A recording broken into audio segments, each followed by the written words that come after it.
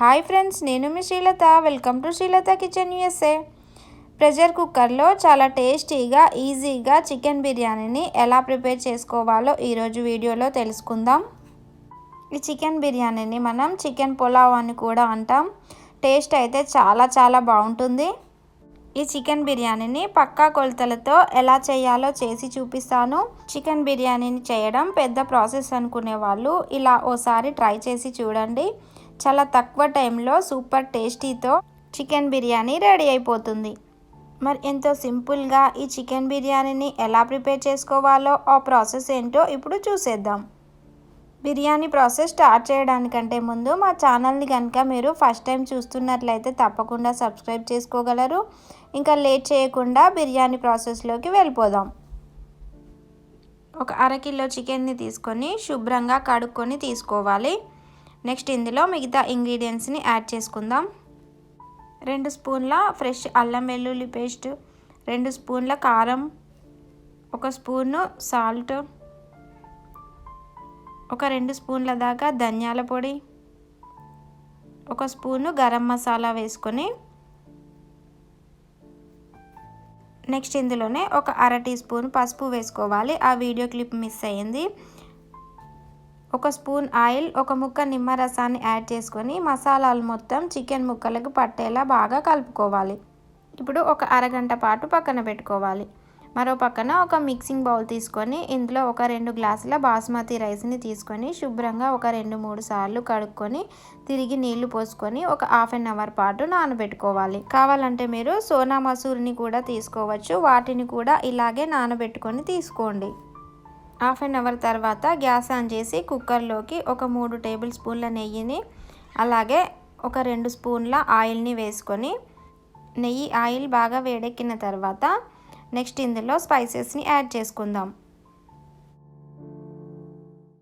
ఒక 3 బిర్యానీ ఆకులు, ఒక 2 పువ్వులు, ఒక 10-15 మిరియాలు, ఒక 4 ఇలాచీలు, ఒక 7-8 లవంగాలు, ఒక 4 ముక్కలు దాల్చిన చెక్కలు, వీటన్నింటినీ వేడవుతున్న ఆయిల్లో వేసుకోవాలి.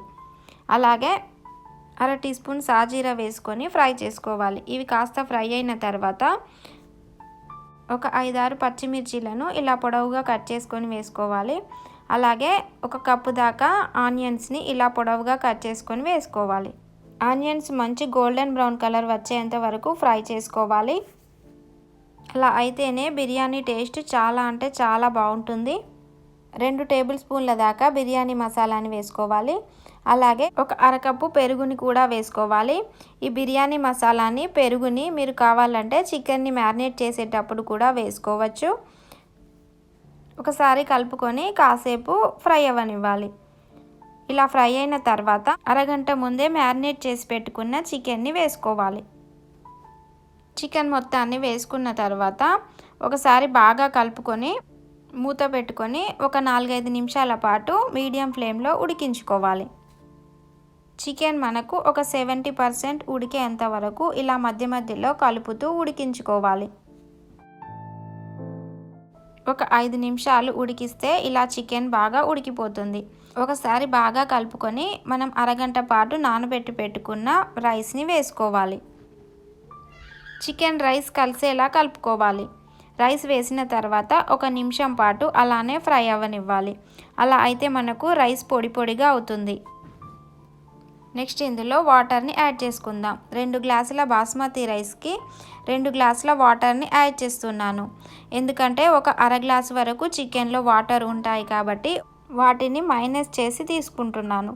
ఒకవేళ మీకు చికెన్లో వాటర్ ఏమీ లేకపోతే 1 గ్లాస్ బాస్మతి రైస్కు 1.5 వాటర్ అయితే సరిగ్గా సరిపోతాయి. ఒకసారి అంతా కలుపుకొని రుచికి సరిపడా సాల్ట్ని వేసుకోవాలి. ఒకసారి టేస్ట్ చేసుకొని మీ టేస్ట్కు తగ్గట్టు కారం సరిపోకపోయినా, మసాలా సరిపోకపోయినా ఈ స్టేజ్లో ఉన్నప్పుడు యాడ్ చేసుకోవచ్చు.